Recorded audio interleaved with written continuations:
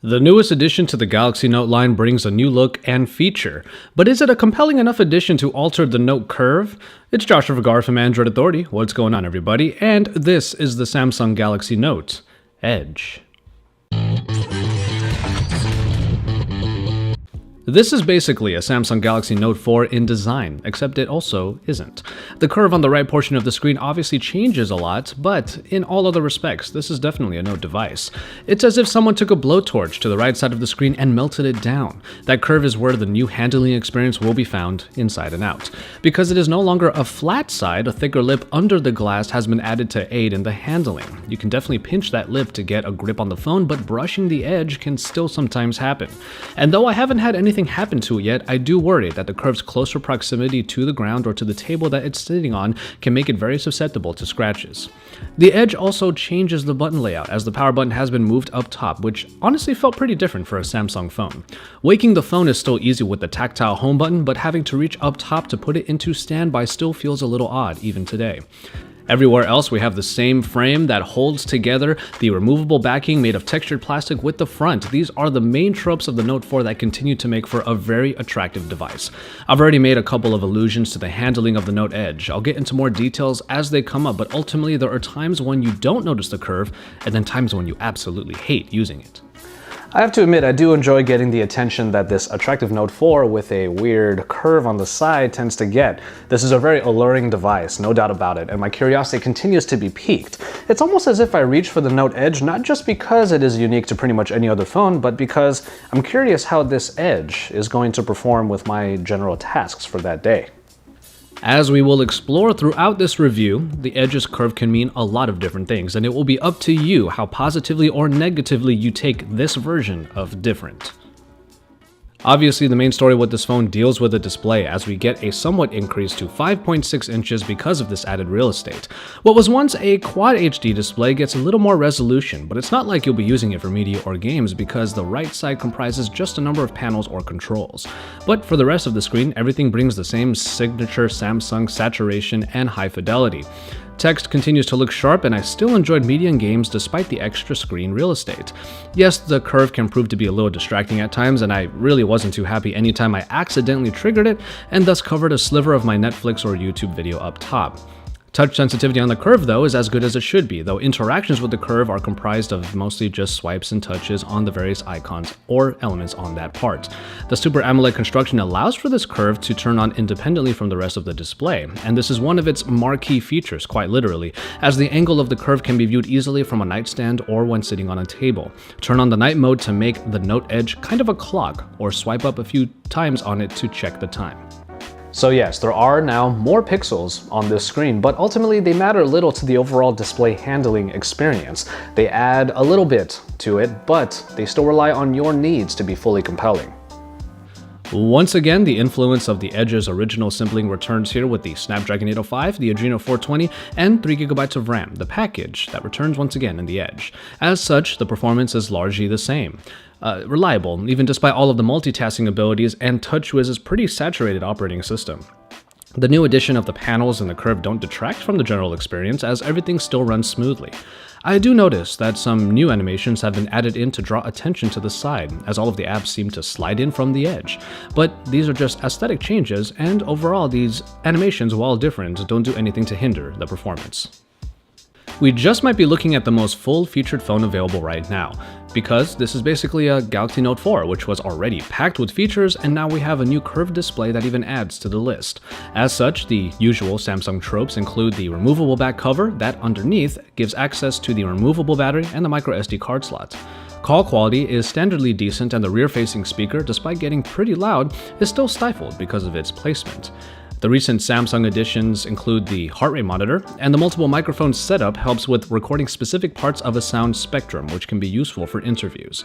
Of course, the main draw of a Note device is the S Pen, the stylus that provides precision usage and note-taking capabilities. Removing the S Pen opens up the Air Command menu that allows for capabilities like easily clipping parts of the screen for later usage, access to the S Note, and the Action Memo. The S Pen itself has also been enhanced to allow for even better, finer writing experiences.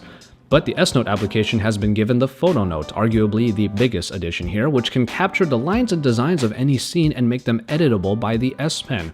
This is good for taking signs, blackboards, or any presentations open to your creativity. And yes, you can definitely use the S Pen on the Edge, but it just feels weird. The battery life of the Note Edge falls in line with the large form factor. 3000 mAh might sound a little bit paltry for this unit, but it still lasted for around 4 hours screen on time. But the standby time and the screen off power consumption were the story here, as it allowed me to reach the day-and-a-half mark easily on multiple occasions. While my usage might have been a little bit higher than most, I was still pretty set with the Note Edge, and with a Samsung fast charger, you can juice it back up pretty quickly.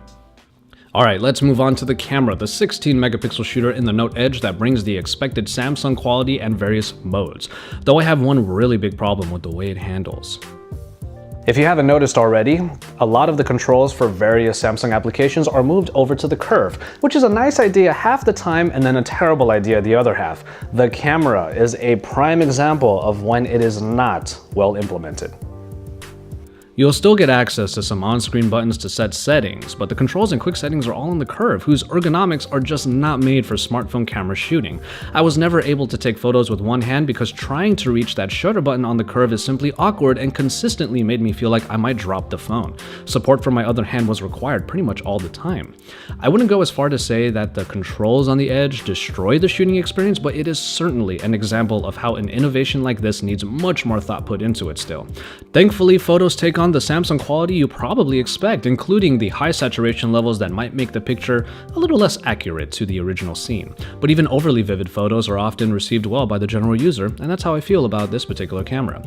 Various modes are available, including HDR, which doesn't enhance too many photos unless you find the right situation, and the selective focus, which is a real hit or miss feature that can mess up the focus line around your subject.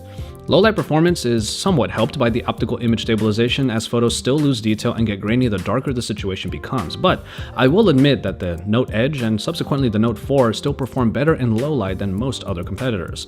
But in good lighting, the pictures that come out of this performer are reliably good and should please most people who use this phone. And finally, we have TouchWiz, the operating system of the Note Edge that now has to accommodate a new area to present a number of elements. Before we get to the curve, let's go through what we have already covered in the Galaxy Note 4, mainly the multitasking. The ease of multitasking was this version's focus, and it's plainly seen in the recent app screen, which has added a button to quickly trigger the multi-window. Hit that button and just pick an app to open up on the bottom when prompted. But even when in the dual app setup, you can still switch to a floating app setup and even make the floating app a small icon for safekeeping. Drag down from either of the top corners and most applications will be shrunken down to a floating window, and then you can freely switch among all of these different modes. Multitasking is a very big part of the Note experience, and it is at its most capable on the Note Edge, especially when you factor in the curve. A panel full of icons or folders that you customize make shortcuts to your favorite apps available at all times. This feature is by far my favorite aspect of the new curve, adding in even more ease of use. Another panel will show notifications in real time, turning into a ticker when they come in.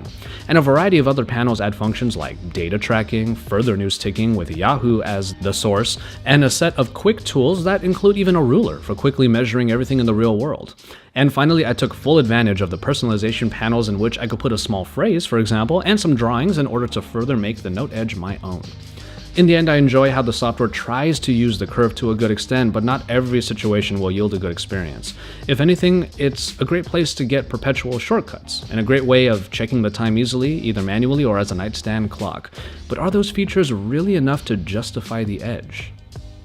But that's a question you'll have to answer on your own, because the Note Edge tends to cost more than the Note 4. In some cases, you're paying almost an extra $150 just to have that extra curve to the screen. On the case that the curve of the screen provides enough to justify that price, I'm honestly not that sure. The Galaxy Note 4 is already a wonderful device, and its price makes sense for such a premium phone, so it comes down to whether or not you want to spend the extra money for something that is, let's say, simply different. Different. That's the word that best describes the experience of using the Note Edge. Even if we're not all that convinced that the curve is enough to make us shell out the full price for this phone, I do have to admit that the unabashed allure is undeniable. Samsung has moved forward with a new form factor and tried to make it as compelling as possible, with mixed results. I have said before that I would consider buying the Note Edge solely because I don't think many people would, and I stand by that statement. I don't think what the Edge offers over the Note 4 is enough to justify its sky-high cost, and unless you're like me and crave a feeling of exclusivity, the Note 4 is already such a good package that you would probably be happy with it already. There are some times that I really hate using the Note Edge, but there are far more times that I actually really enjoy using it. And I think half the reason why is because, honestly, it feels pretty damn cool to have something this different and this unique in my hand. As always, thank you guys very much for watching, and I hope you enjoyed this review of the Samsung Galaxy Note Edge. It is a unique device, no doubt about it, and honestly that's half of its allure. But the curve proves impractical just as many times as it proves useful. In the end, I'm actually really excited to see what a second iteration of this will look like, but until then, you can keep it tuned to Android Authority for even more coverage. Thank you for watching this review, and stay tuned for even more from us and my colleagues in Android. You can see a couple of those videos right over on the side, and also check out the Galaxy Note 4 review. If you haven't already and you're just looking at this review, you should definitely take a look at its original brethren. But keep it tuned here, drop us some likes on our videos, and subscribe if you haven't already. And once you're done with all of that, don't forget to head on over to androidauthority.com because we are your source for all things Android.